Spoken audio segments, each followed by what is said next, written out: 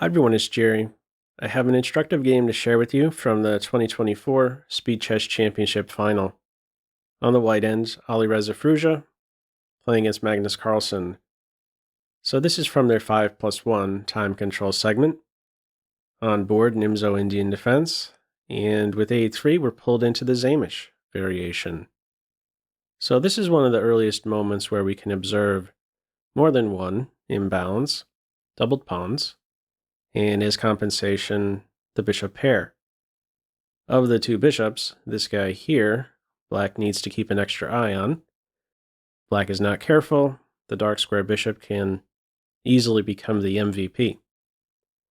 Now, this c4 pawn rests on a hole and will frequently be a target for black, an accessible target for the queenside miners.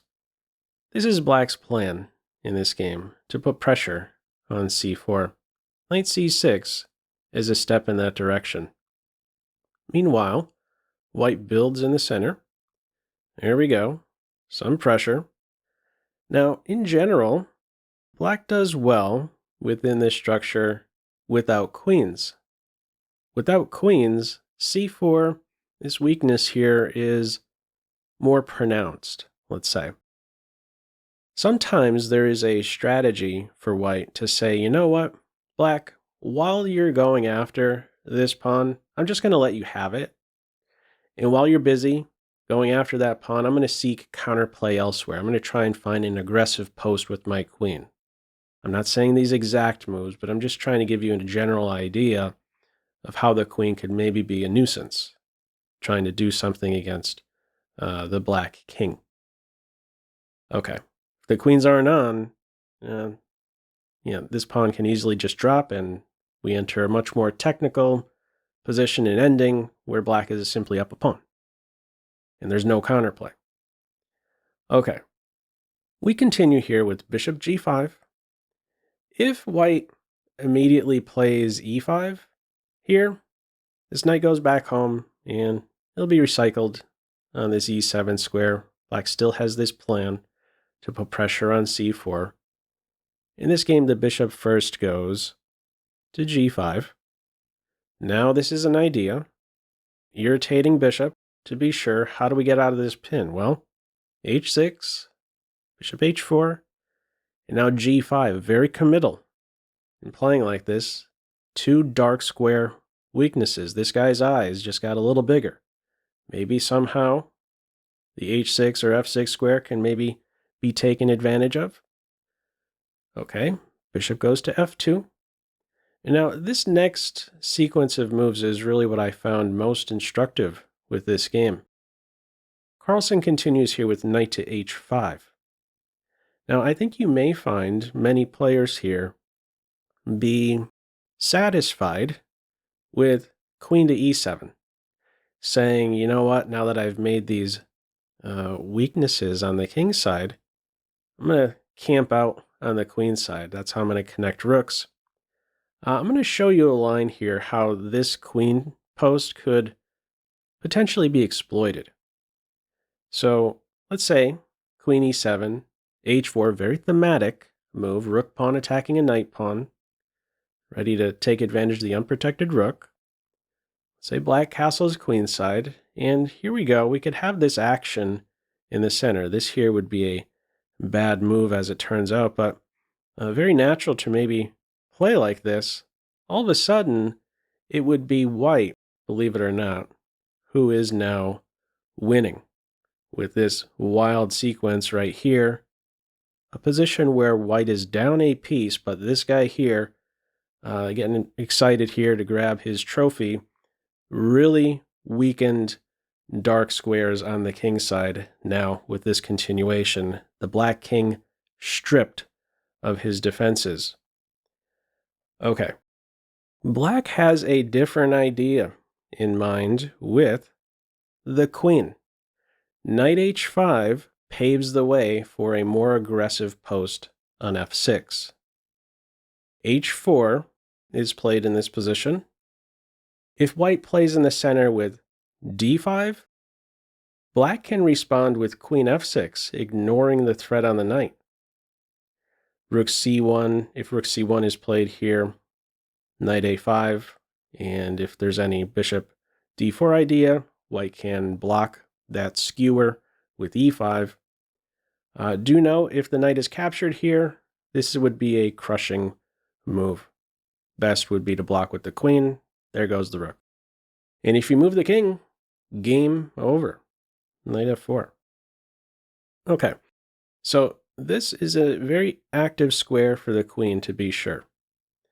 No d5 in this game. We have h4, and now we have queen f6. So this is guarding the rook. Black is, with this move, now in a position to meet this capture with a pawn recapture.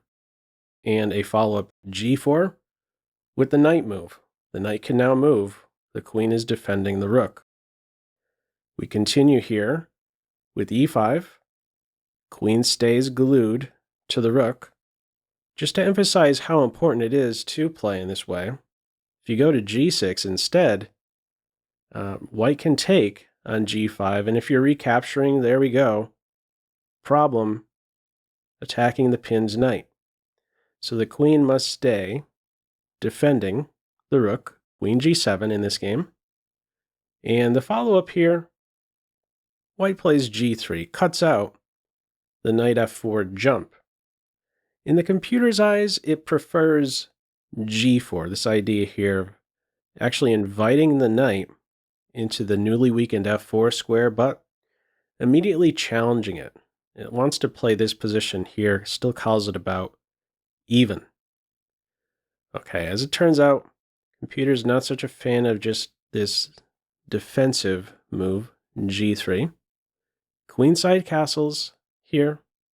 Follow up now, bishop d3. I should mention that before Carlsen castles here, he had to calculate this f4 move. So after castles, instead of bishop d3, the move in the game, bishop d3, if white plays f4, what would be his reply? Well, before he castled queenside, this is what he calculated. It took about 7 seconds. Many of these moves are forced, but what are you doing about the knight? You can't defend it with queen g6. There'd be bishop d3. Carlsen had calculated before castling queenside he would have, in response to f4, the capture on f4. This guy here turns out to be kind of a Pac-Man pawn, winning one of the two bishops eventually. How would this look? Well, there you go. Ready to win the bishop with check, and if you save the dark square bishop, hang on. Yep, we got a fork. Getting the material back. Black is winning. So this had to be calculated, in short, before he castled queenside. f4, he's chopping away. Runaway pawn, potential fork. Queenside castles here. Bishop d3. And now f6. A very nice multi-purpose move, challenging the most invasive pawn, and also opening up a square on f7. Continuation, f4. Why is it important to have this square opened up? Well, he plays queen f7 here, guarding the knight. Now, another way you could respond to this move is with g4. That would parry the threat against the knight. But Carlsen wants to, in this position, keep this tension. Why might that be the case? Well, I believe it's because he wants to see the position open up. There's really a big question mark over the white king. Where is your home exactly? We know where black's, the home for the black king is. This is a very healthy structure for the black king. The white king is not going to feel so comfortable in an opened position. So Carlsen wants to see this position open up. The more it is opened, the more diagonals and files, ranks for the queen, the more active she becomes, and the more the white king will sweat. This will kind of pull white into a continuation where, you know what, I really don't want to exchange queens because of the c4 pawn being more pronounced, a bigger target. But at the same time, I don't want to get mated if the queens are on board.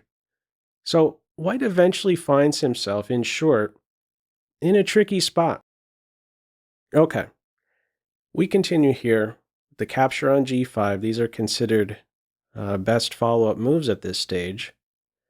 And yeah, best play here at this point, exchanging queens, offering a queen exchange. We have just that. Black is a bit better here, and after this next move, we reach a critical moment. Knight f4. Taking advantage of this unprotected rook. No time to take the knight. Rook takes rook would be there. Let me throw this position to you as a pop quiz. How would you respond? Feel free to pause the video. Okay, Firouzja captures the rook here. This turns out to be a blunder. There's only one save, and that is bishop h7, an odd move, to be sure, going into this self-pin.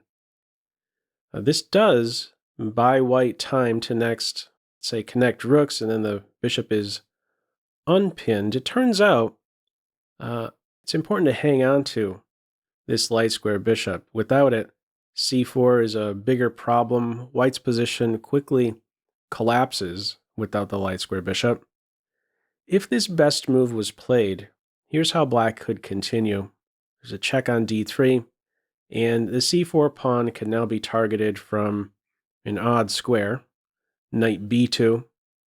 A close second to knight b2 is also this capture on f2. It prefers black here by just a little bit, but it's not a decisive advantage. Okay, in our game, we have after knight f4, rook takes rook, knight takes bishop, check. Only now the recapture on h8. And now we target two unprotected minors. Only one way to defend, stepping over with the king. And now we go after c4. The knight is the piece that really wants to be there. It would be far more disruptive, challenging the king post. It's defended with knight to d2, but after move 24 here, g4, Firouzja resigns. It may seem odd resigning in a position like this where you're still not even down any material. I mean, isn't there hope here for white to save it, an opposite color bishop position? That's not going to happen. This rook will gain access to the f3 square. This is what g4 is supporting. The rook will get to f3, and it will be off the charts active. There will be no taming the black rook. So how might this look if the game continued? Let's say this guy gets to an open file. There goes the c4 pawn. And you don't even have to take this knight right away. This is where you could flick in the check on f3. And if the king steps up in this position, okay, we could have the game quickly end with checkmate in a few. Pawn or bishop capturing with next c5, game over. And if white played in a different way here, let's say, allows this with check and still keeps a close eye on the bishop, this is pawn number 2, if you've lost count. Black's up 2 pawns here, ready to win a third. Maybe this is one of the continuations you might see from here. Black is certainly for choice, having 2 connected passed pawns. White has 1. This guy is ready to promote. Very dangerous A pawn. All right.